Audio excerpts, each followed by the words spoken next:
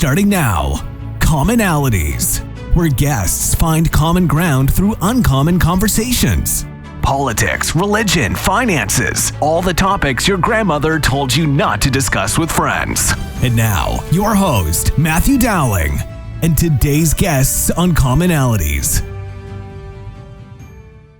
Thanks for joining us on another episode of Commonalities. I'm your host, Matt Dowling, and my guest today is Zygmunt Reichenbach. And Zig, why don't you go ahead and give a little bit of your background and a self-introduction to the listeners that are out there at home.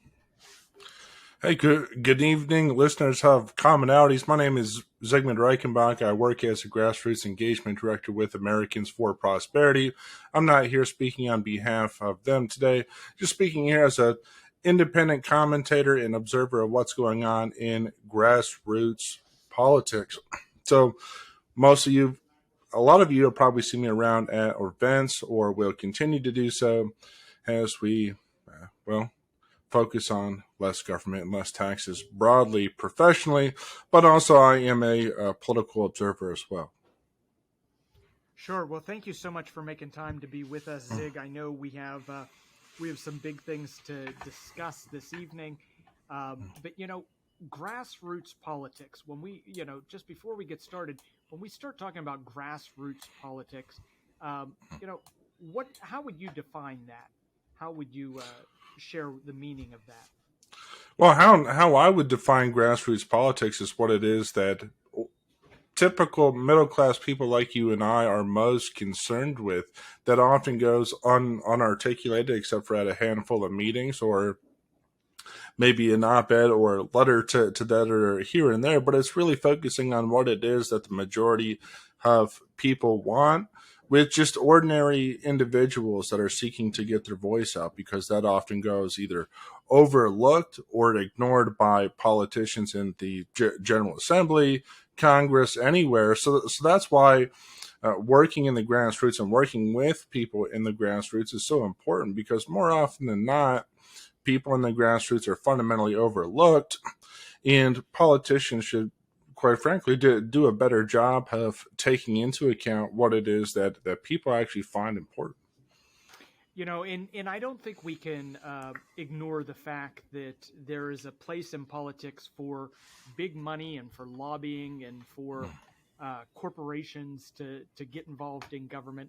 But we as middle-class Americans, as constituents of the Commonwealth, we may not have the same money as other people put into campaigns, but through grassroots activism, we can have just as much power.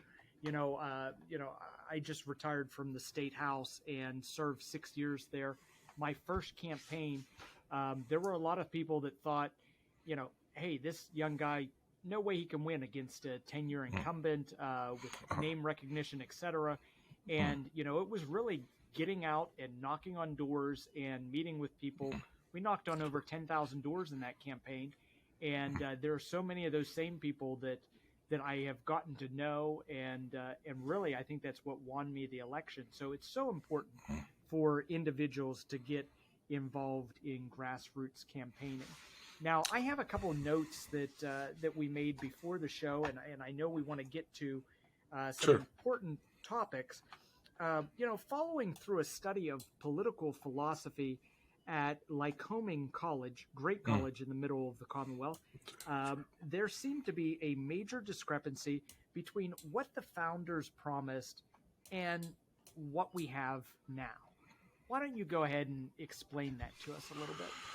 Yeah, and that's the whole reason why it was that I chose to get involved, because as somebody who was in the grassroots and was a student and was trying to understand the world around me more thoroughly, I came to find out and learn that all the stuff that I'm being told on the media or the information that I'm getting from my friends here and there, that's not what it is that the founders actually promised. So that's a major reason why I decided to get involved. For example, one thing that's important to note is most people are so confused about the distinction between a Republican democracy, for example, and because of that conceptual confusion, now people are up in arms about things like the Electoral College, which actually safeguards our republic, or they just don't have a deep understanding or respect for the Constitution, because heck, even some people view the Constitution as anti-democratic in some ways. So I think it's really important that people have some understanding of what it is that the philosophy that the founders had, so that way they can understand how it is that people, our leadership, ought to govern, right? Because you can't understand how people should govern if you don't have a philosophy or understanding of what it is that they're supposed to be governing. Well, let me take just a moment to kind of summarize some of the things you said, and keep me honest with my listeners here. If I misspeak, don't, feel free to correct me. But we're talking about a democracy, which people normally say, the United States of America is a democracy. We're not a true democracy because every single decision is not voted on by every single person who is within the United States. Instead, we're a representative republic where we elect individuals to make decisions on our behalf, and we have the ability to vote them out of office at any given time, at election time, if they're not serving the purposes that we've put them in place to serve. So do I have those two distinctions? Yeah. There, Zig? No, that distinction is exactly right. In democracy, people directly voted on legislation. It wasn't all people. Actually, people were chosen randomly to vote in democracy, but they directly voted on legislation. And the reason why the founders, for example, didn't want and didn't support that was because, well, for one, just a clear study of history and seeing how that actually led to the destruction of past great societies. But also they believed that representatives could better refine and articulate the views of individual citizens. So that's one reason why we have a republic, and that's one of the advantages and benefits of having a republic, because our representatives are not prone to the same passions, for example, that the people could be thrown into arms about. So it's really distinctions like that in understanding those things, that's why it was that I chose to get involved, so that hopefully we can have more conversations about our republic, how things should govern, and we could do so with truth and honesty, and in a way that, well, perhaps will get us more closely to what the founders wanted in a republic.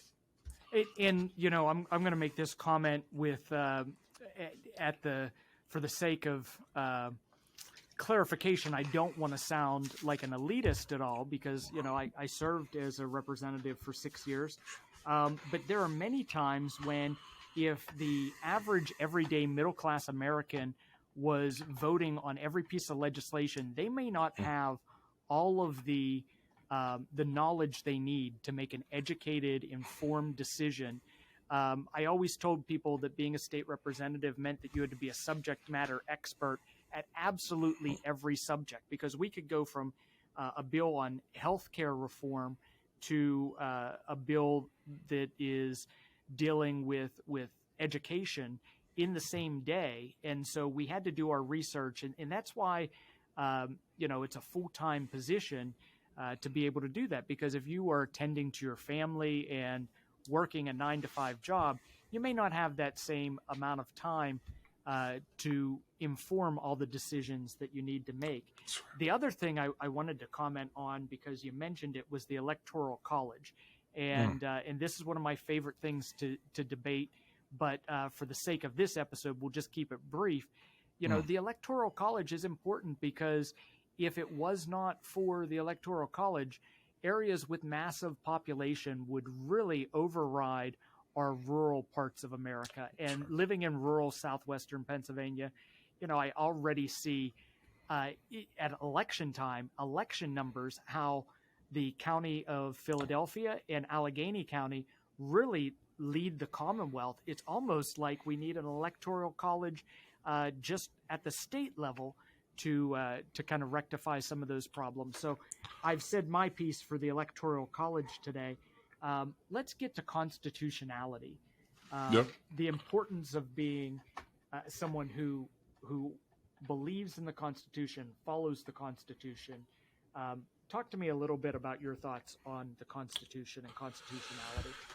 Well, I think in a lot of cases, because people generally, for instance, don't understand what the founder said in the Federalist, which was used to justify the existence of the United States Constitution, because they were replacing the Articles of Confederation.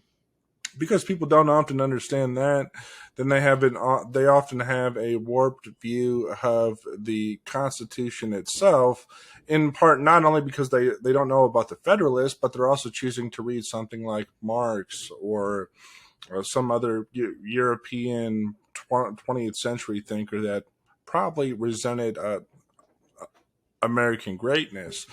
But if people studied political philosophy, for example, they would understand that something like the Second Amendment and our right to bear arms isn't just about the right to bear arms for bearing arms' sake, or it's not that way just for fun.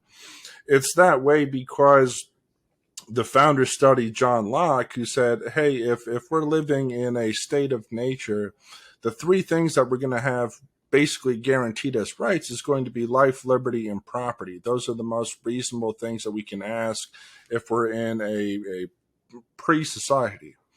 And so the Second Amendment is just constitutionalizing, if you will, our right to self-defense. Because if we were in a state of nature before civilization, we would expect anybody to have the right to defend themselves. That's what people would do. So now, because people don't understand that, they think, well, we ought to just be able to get rid of guns. Well, no. I mean, people have an inherent right to self-defense. And if you get rid of something like the Second Amendment, for example, people can't defend themselves. And that's worse in some ways than living in a pre-civilized society, right? Yeah, and when you're talking about the Second Amendment, I don't know if everyone realizes this. I know a lot of my listeners probably do, but the Second Amendment of the U.S. Constitution protects your right to keep and bear arms. But the Pennsylvania Constitution, Section 21, also talks about the right to keep and bear arms, and it's even actually stronger in its wording than the U.S. Constitution, saying that it shall not be questioned. So you have protections for the Second Amendment in both of those places. The First Amendment can't be ignored either. So let's talk just for a moment or so about the importance of the free speech and the First Amendment. Yeah, I just think that now, because people don't understand the importance of free speech, and they're reading things like Marx and other postmodern thinkers, then it's really marginalizing its importance. Or alternatively, they will only have respect for the First Amendment insofar as it can advance things like you had a lot of radical causes in the 1960s, for example. They only respected the First Amendment insofar as it could advance their causes. So if people were doing a thorough reading of the Federalist, for example, they would understand that the First Amendment is important because it actually helps our balance of power. It helps various factions articulate what it is that's going on in society. And so having that there creates a set of checks and balances and competition between various factions that's needed according to our Republican system, because our Republican system isn't intended, for example, to create utopia.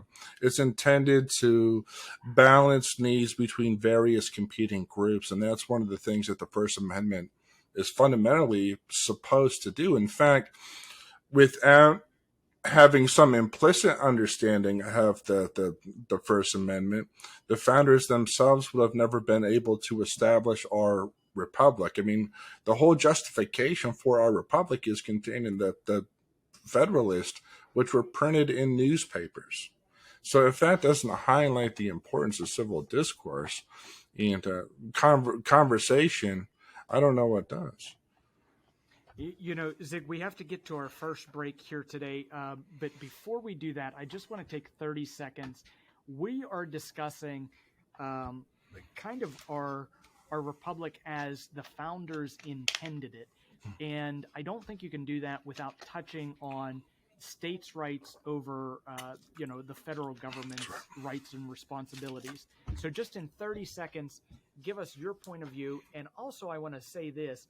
I know some of our listeners may disagree with this conversation because you and I both come from a conservative point of view. I think we both sit on the right side of the aisle.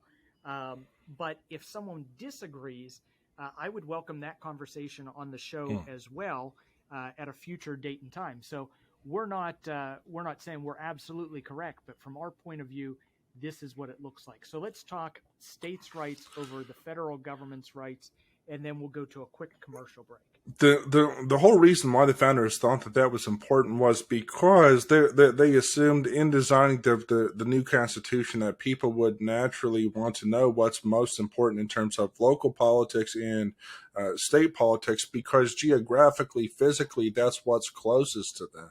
And heck, it's probably what should be closest to them because that stops a vast disagreement. So the whole justification behind something like states' rights is that it allows people who have local knowledge of the situation to best participate and solve problems in a way that, quite frankly, the federal government can't. And the founders understood that. Well, and I don't want to open a whole can of worms here and take up the rest of the show with this topic, but we have issues where I think the federal government oversteps, and many times during my service as a state representative, I would have constituents ask me about the legalization of recreational marijuana or the use of medical marijuana. And of course, here in the Commonwealth of Pennsylvania, it's been some time that we've had medical marijuana laws in place, but the federal drug schedule still lists marijuana as a classified drug, and therefore you have issues with gun ownership in the ATF and so forth.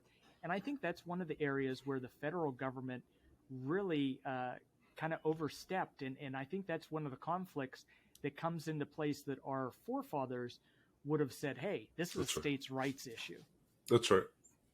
Yeah, well, Zig, that's exactly right. Zig, we got to get to our first break. We'll be back on Commonalities in just a moment. You're listening to Commonalities, where guests find common ground through uncommon conversations. We'll be back after this brief break to recognize our sponsors. Is your business using analog strategies in a digital marketing world? If so, then contact Matthew or Rebecca Dowling at Coordinated 360 for a professional consultation, where we bring in-depth knowledge and functional expertise with a holistic perspective. Coordinated 360 provides digital marketing, paid ad and media buying services, web design, social media management, video production, and more for businesses, organizations, and political campaigns. With decades of experience, Matt and Becky at Coordinated 360 can help you craft your unique message and share it with the world. For a no-risk media evaluation and recommendations, call 724-320-2212 or visit us online at www.coordinated360.com. Find us also on Facebook, Instagram, and Twitter, or email info@coordinated360.com. Founded in 1991, Bright Stripe has succeeded on the premises of quality work, done right at an affordable cost. At Bright Stripe, personal service has always been a must. We strive to be the premier asphalt sealing and striping company in the region. Matt George, the owner of Bright Stripe LLC, brings experience from his construction and maintenance company, Mountain Creek Construction and Maintenance. Matt has provided excellent customer service to many happy businesses and homeowners. Bright Stripe is the premier provider of seal coating, or pavement sealing, the process of applying a protective coating to asphalt-based pavements to provide a layer of protection from the elements, water, oils, and UV damage. They also specialize in driveway and parking lot crack sealing. Crack sealing is the process of applying a protective coating to asphalt-based pavements. Bright Stripe also abides by all safety laws and standards in line striping and layout. For a no-obligation estimate, contact Bright Stripe at 724-437-6090. When it comes to buying a home, what you see isn't exactly what you get. That's why home buyers should call Dave Dowling at Grandview Inspections at 724-208-4108.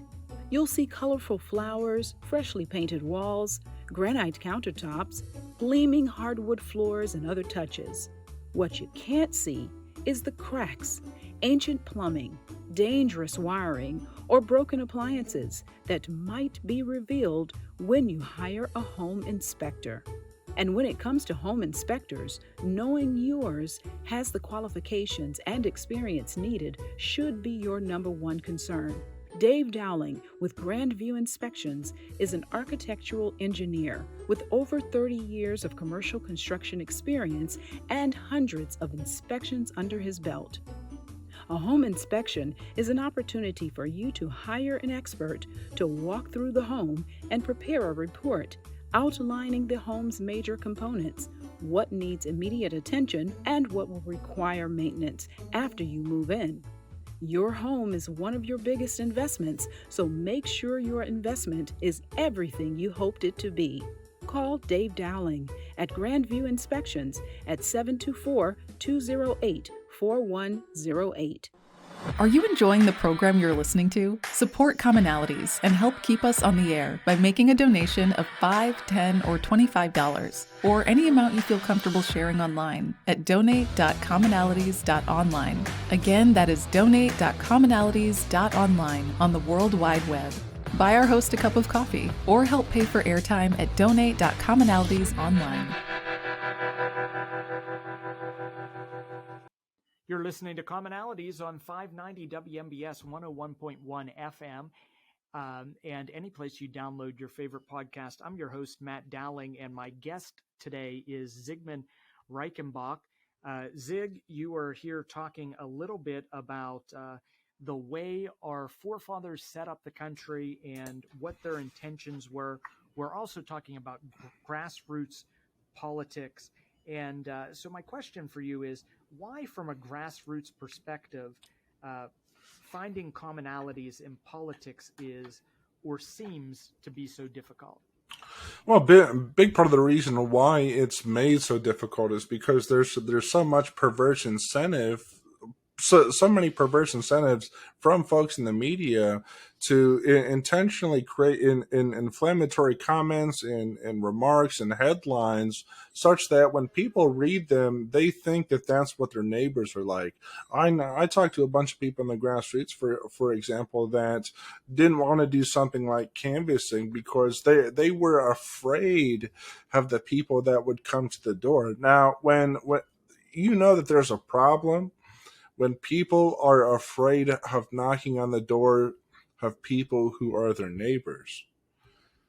I mean, if that's the case, I mean, it's a miracle and blessing that we even have any semblance of society with people even being afraid of their own neighbors because of the sensationalized media, right? So the point that you're making is that the media, of course, to drive up ratings for years has made stories more sensational, and they've gone either to the extreme right or the extreme left of an issue, and therefore it becomes very polarizing.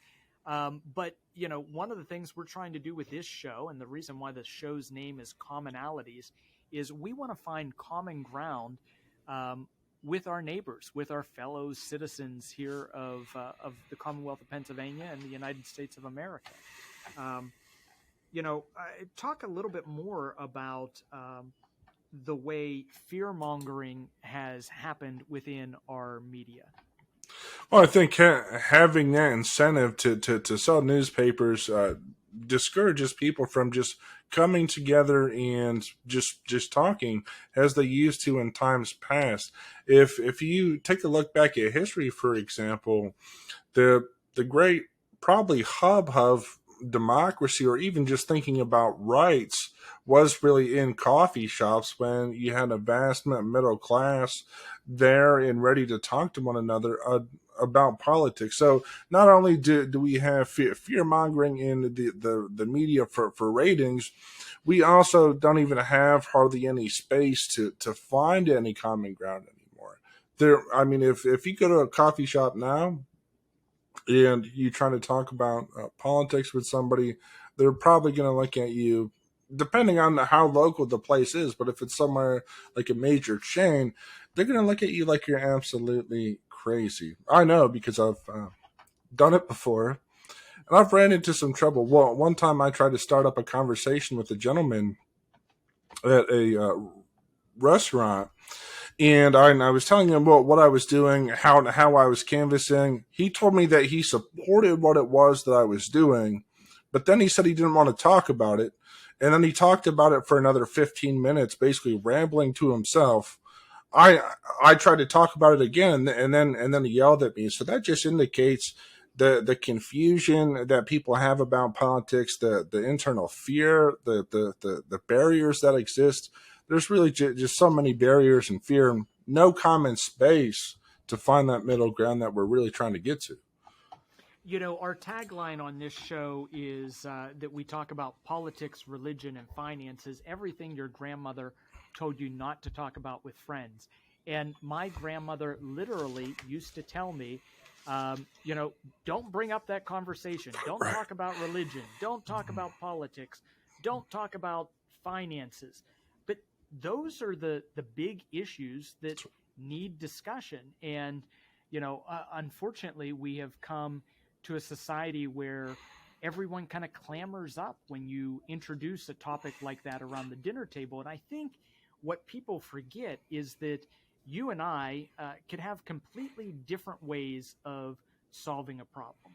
We may even agree on the problem that we have. Let's say it's that the education system is broken. I think people on the left and on the right could agree that that's the case. And there's my dog in the background. But so they could believe that there is a problem with education. They go about it by solving it two completely different ways.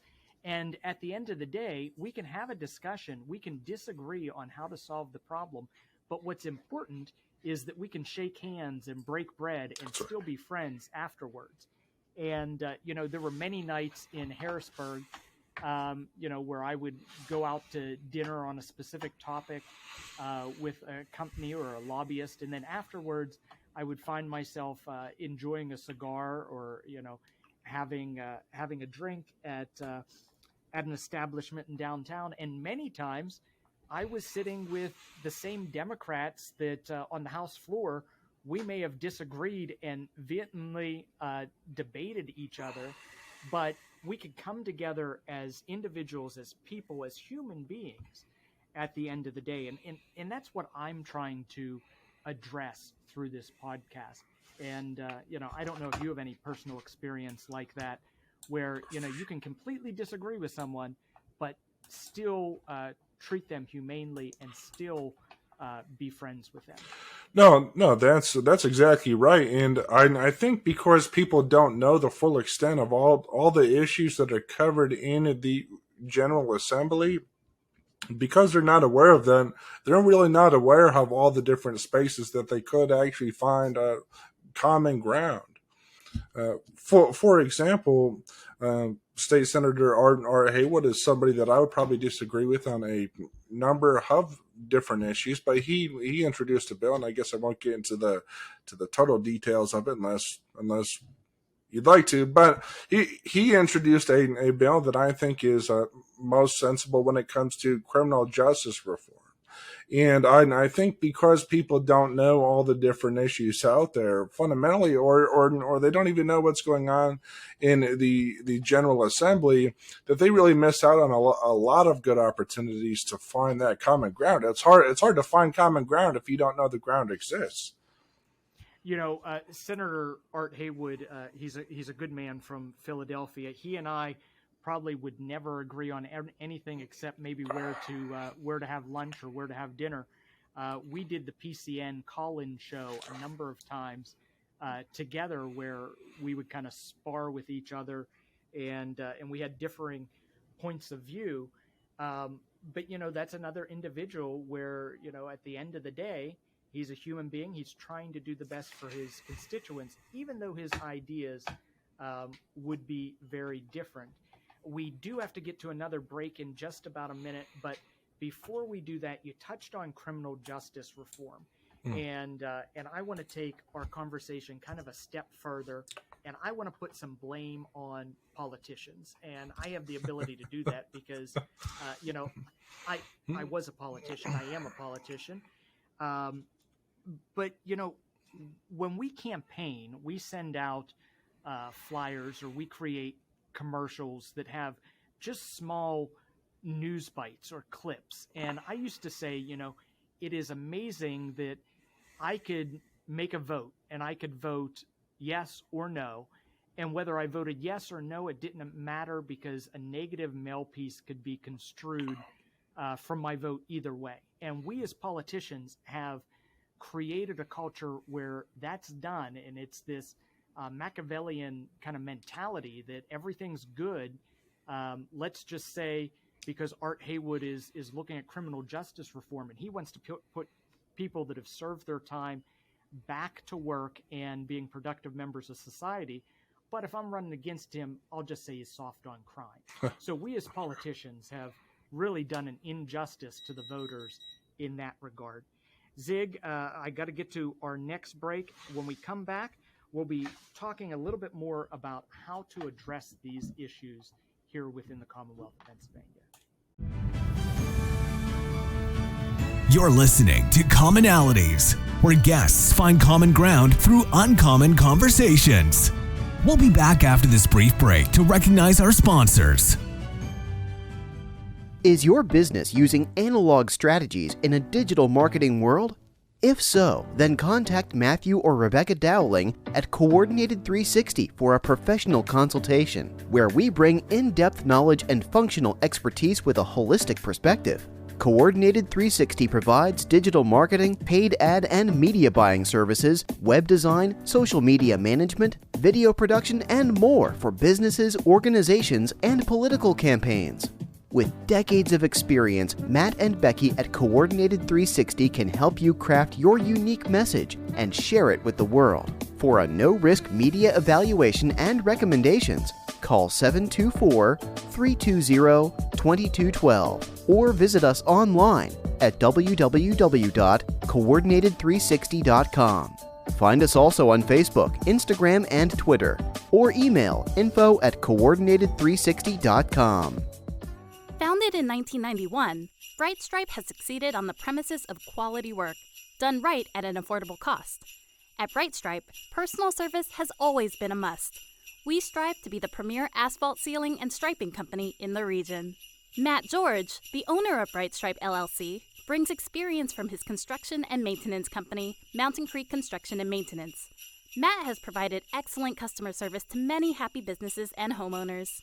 Bright Stripe is the premier provider of seal coating, or pavement sealing, the process of applying a protective coating to asphalt-based pavements to provide a layer of protection from the elements, water, oils, and UV damage. They also specialize in driveway and parking lot crack sealing. Crack sealing is the process of applying a protective coating to asphalt-based pavements. Bright Stripe also abides by all safety laws and standards in line striping and layout. For a no-obligation estimate, contact Bright Stripe at 724-437-6090. When it comes to buying a home, what you see isn't exactly what you get. That's why home buyers should call Dave Dowling at Grandview Inspections at 724-208-4108. You'll see colorful flowers, freshly painted walls, granite countertops, gleaming hardwood floors, and other touches. What you can't see is the cracks, ancient plumbing, dangerous wiring, or broken appliances that might be revealed when you hire a home inspector. And when it comes to home inspectors, knowing yours has the qualifications and experience needed should be your number one concern. Dave Dowling with Grandview Inspections is an architectural engineer with over 30 years of commercial construction experience and hundreds of inspections under his belt. A home inspection is an opportunity for you to hire an expert to walk through the home and prepare a report outlining the home's major components, what needs immediate attention, and what will require maintenance after you move in. Your home is one of your biggest investments, so make sure your investment is everything you hoped it to be. Call Dave Dowling at Grandview Inspections at 724-208-4108. Are you enjoying the program you're listening to? Support Commonalities and help keep us on the air by making a donation of $5, $10, or $25, or any amount you feel comfortable sharing online at donate.commonalities.online. Again, that is donate.commonalities.online on the World Wide Web. Buy our host a cup of coffee or help pay for airtime at donate.commonalities.online.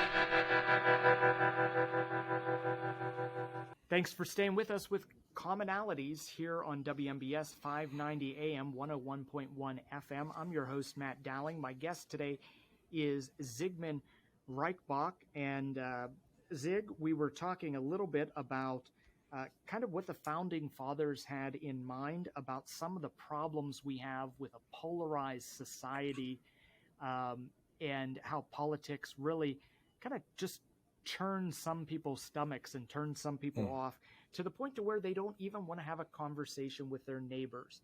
But I know you're doing some work to address these issues. So tell me a little bit about what you as an individual constituent of the Commonwealth are doing to try to address these issues. Well, one thing that I just recently started doing is I started doing something similar to what it is that you're doing here on Commonalities with the weekly podcast called Talk Politics every Tuesday at 8:30 p.m. I have an individual Facebook group where I try to get a pulse of what it is that people are talking about. And then I talk about what's going on at the national level. I add some commentary and also talk about state politics. But the reason why that project is so important to me and why I got involved in it is because I found that often what's going on in the news, because I had so many civil conversations with great politicians and great people, was then they're not providing the analysis that most people are really looking for. For example, if you take the Russia-Ukraine situation, it seems to be the case that a lot of people in the media are just saying, well, this side's good and this side's bad, and that's that. Well, no, really, there's a lot more to look into, in terms of what started the conflict, how long the conflict has been going on, and until we understand the history of the conflict, then we can't understand how to find a solution if we don't understand the history. So I do analysis on things like that. And I think anybody really with the great power we have now to reach the people, more people should start a podcast so that way they can have more of those discussions that they would have at the dinner table online with their friends and family, right? So other than voting, what can the normal American citizen do to influence the political sphere out there? Well, they can look to become a influencer themselves and try to reach out and be a leader within their community, because what I found in my study of history is that there has never been a single community that has ever had too many leaders. So they can look to start with influence right there in their own community. Also, what they can do is they can forge relationships with their own lawmakers or different lawmakers. You can walk into the General Assembly most days and have a civil conversation with just about any lawmaker. In addition to that, you can also start circulating and signing your own petitions about the issues that you care about. For example, last year when I was working with Americans for Prosperity, we did a large petition to support the Taxpayer Protection Act, which limits taxes by limiting how much the state government can spend. And you can circulate that to raise lawmaker awareness. And I think all those ways are really important. It's not voting alone that's going to get the issues that most people care about across the finish line. It's being a civil leader and being totally engaged in the community and finding those commonalities that I think is the best way to participate. So, Zig, I know you have your new radio show, and you said that it's on Tuesday evenings at 8:30 p.m., or your podcast, rather. Yes, sir. Tell us how we can find that podcast and how we can engage you to learn more about what you're doing in Pennsylvania and your thoughts on the political sphere. That's right. So one way that you can engage is just simply go to Talk Politics. There's a Facebook group right there that will allow you to interact with other individuals, expand your network so that way you don't feel like you're alone when you're talking politics. And you can also look at the Facebook page on Talk Politics. And I do have a YouTube with a particular name. I'll make sure to send you that before the show is over. And those are the main ways that I'm engaging people for right now.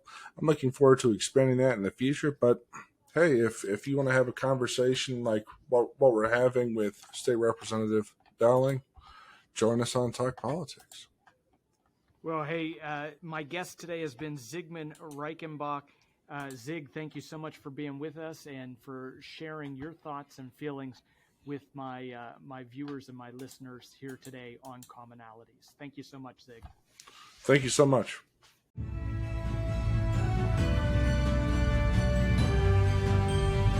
This has been Commonalities, a show where guests find common ground through uncommon conversations. Copyright 2022 Coordinated 360. All public rebroadcasts should be done with prior written approval from Matthew Dowling. All requests should be sent to info@coordinated360.com. Thank you for listening to Commonalities.